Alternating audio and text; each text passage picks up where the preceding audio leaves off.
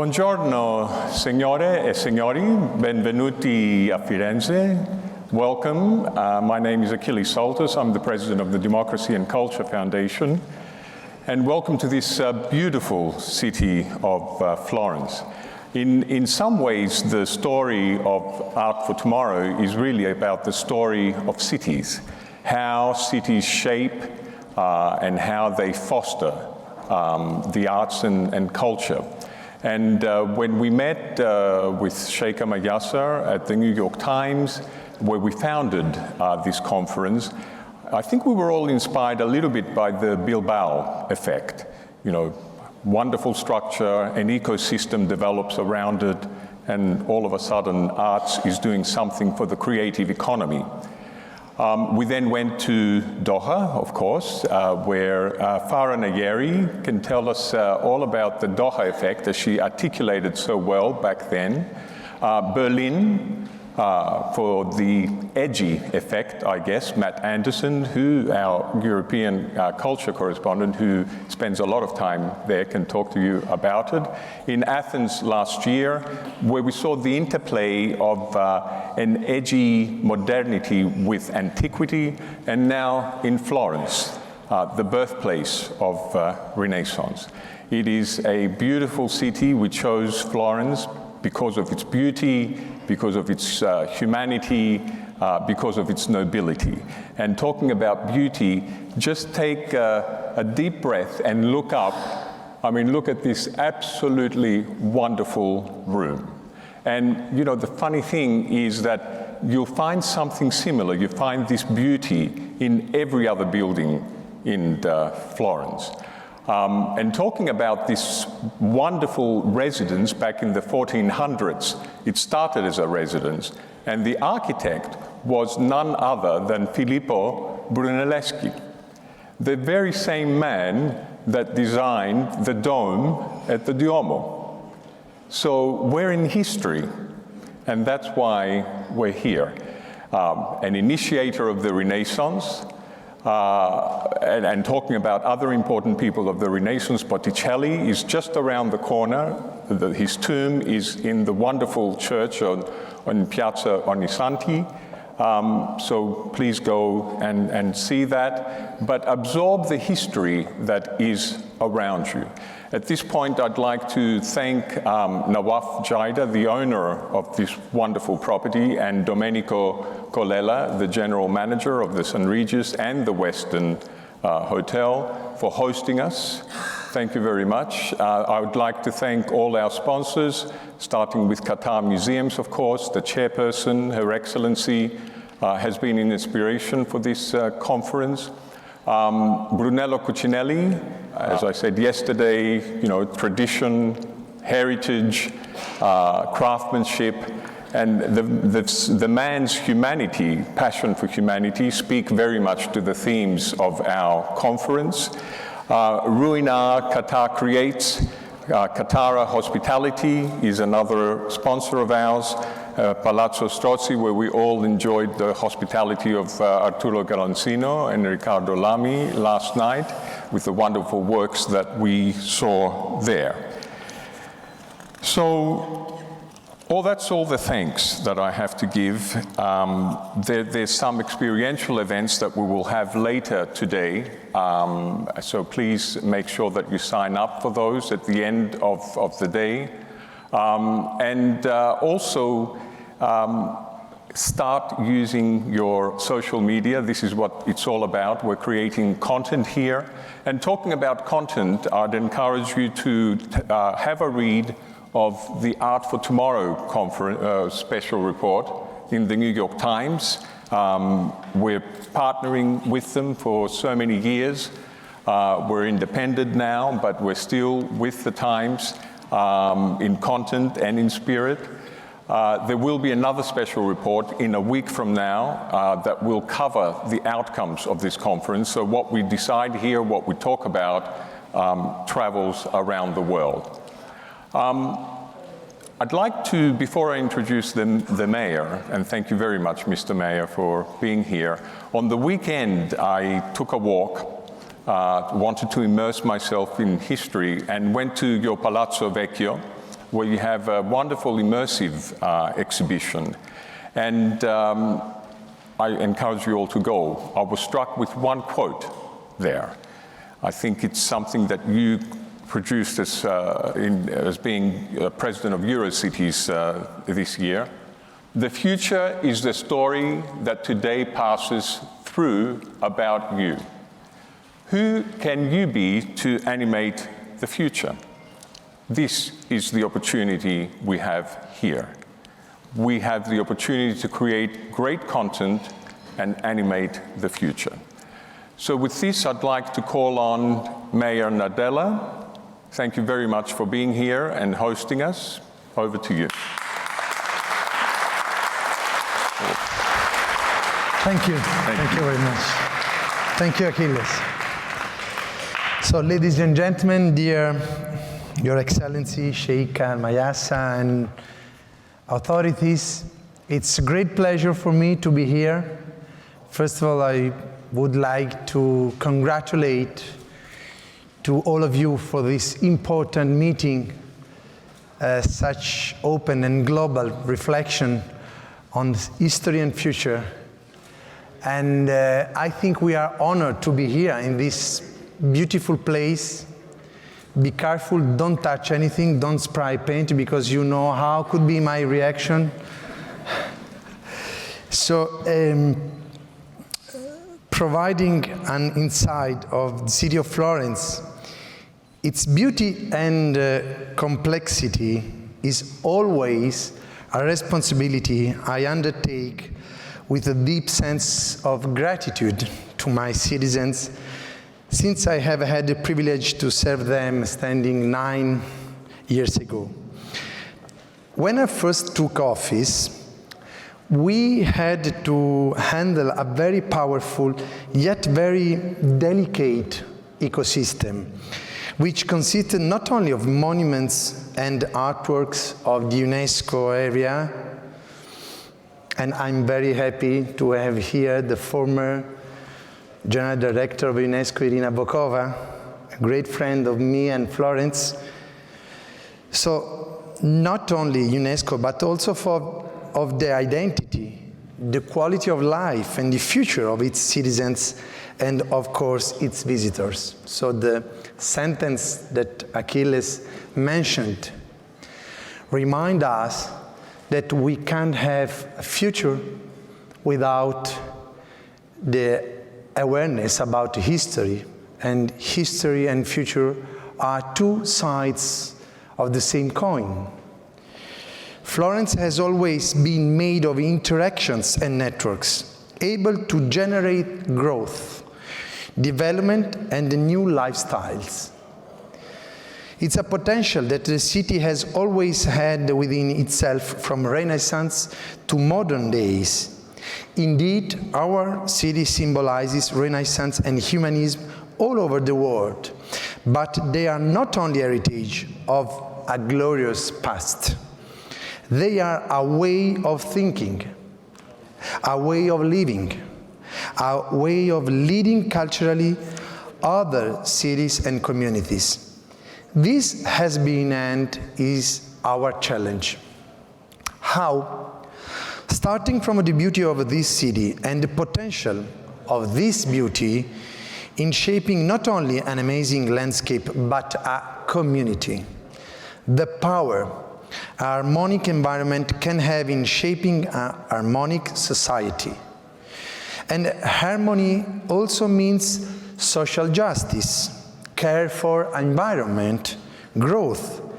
It applies to every aspect of our life.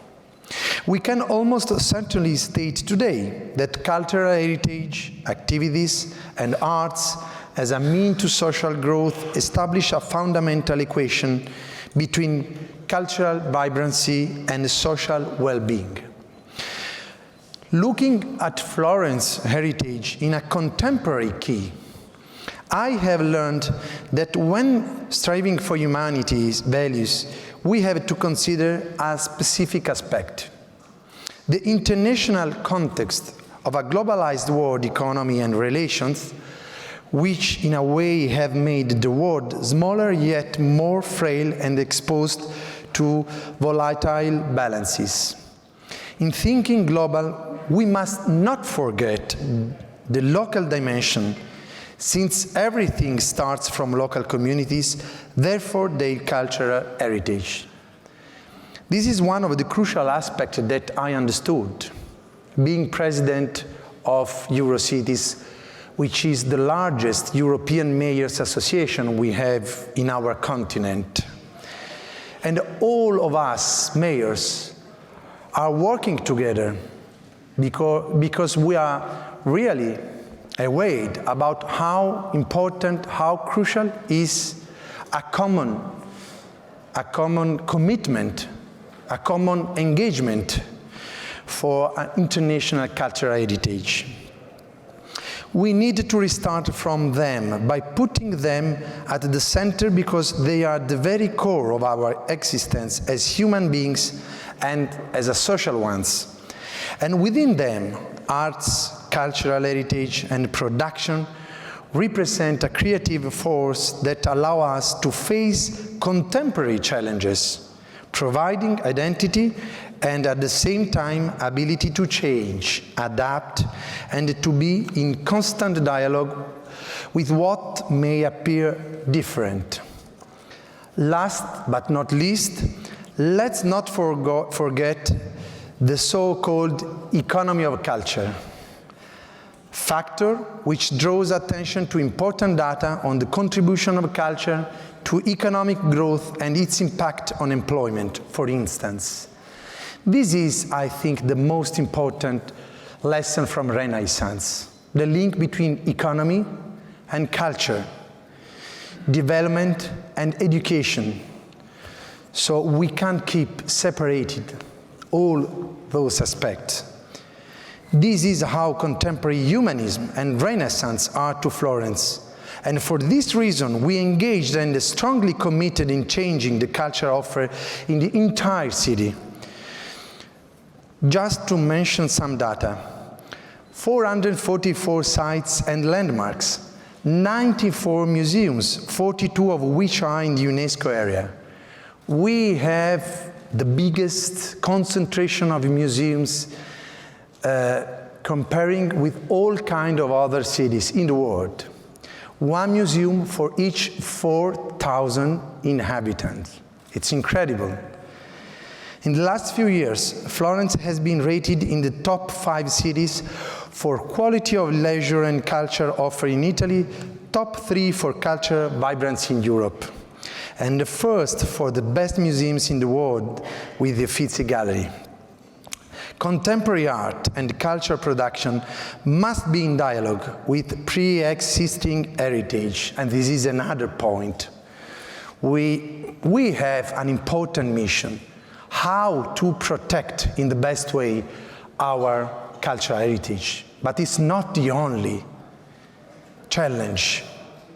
The second challenge is how to implement this cultural heritage, how to invest on contemporary languages, how to invest on technological and digital innovation, which is a best and important way to share our extraordinary cultural heritage. And currently we produce at least 10 high-level events per year, 5 international festivals, one of which, the Estate Fiorentina, entirely produced by the city of Florence. With this festival, Estate Fiorentina, we have more than 150 cultural associations founded and promoted by young generations. Culture is key to involve young generations in a common international and global challenge. Moreover, the city has strongly committed on a public art program by contaminating open spaces, squares, and parks with the masterpieces of contemporary artists. I saw our friend Arturo Galanzino, the director of Palazzo Strozzi Foundation, and for example, thanks to the collaboration of Palazzo Strozzi, in these last 9 years, since I am mayor, we invited here in Florence all the best contemporary artists in a dialogue between the past and the future. So Jeff Koons dialoguing with Brunelleschi and Leonardo, and Anthony Gormley dialoguing with Arnolfo Di Cambio, and Marina Abramovic dialoguing with Michelangelo. Is a bridge between generations, between different languages. In order to decompress the area of major impact, this is another challenge we have, the UNESCO area, we engaged in a process of urban generation of the suburbs by decentralizing events and opening up cultural spaces, especially for young people. Regarding the UNESCO area, about 505 hectares on a city that expands over a surface of 10,000 hectares, with a population of 378,000 people. The density of museums, monuments, and cultural landmarks is quite high. In collaboration with UNESCO, we started monitoring and managing the area long time ago through the management plan. A plan aimed at monitoring and the relationship between development and the threats, specifically designed for the area. Thanks to it, we were also able to issue provisions to further protect the World Heritage Site, yet make it livable for residents and visitors. In conclusion, the lesson Florence has taught us so far is that if and only if we consider our cultural heritage as a living, breathing creature in dialogue with the present, we will be able to fuel further creativity, healthy society, and a stronger community. And you know how Florence is a global city, is also your city. It's not only Florentine city, Florentine property, it's worldwide citizens' property. That's why we are sharing a common mission, how to protect and also how to promote this global cultural heritage, how to increase relations with all cities in the world. And I hope Doha, much more than the past, because Florence is worldwide citizens' property city. And if we feel this sensitive about the global values of culture, I think all together we can find new solutions and new perspective, especially for our young generation. This is Florence's mission, which is our common mission. So thank you to be here from my heart. We are very proud to have all of you here.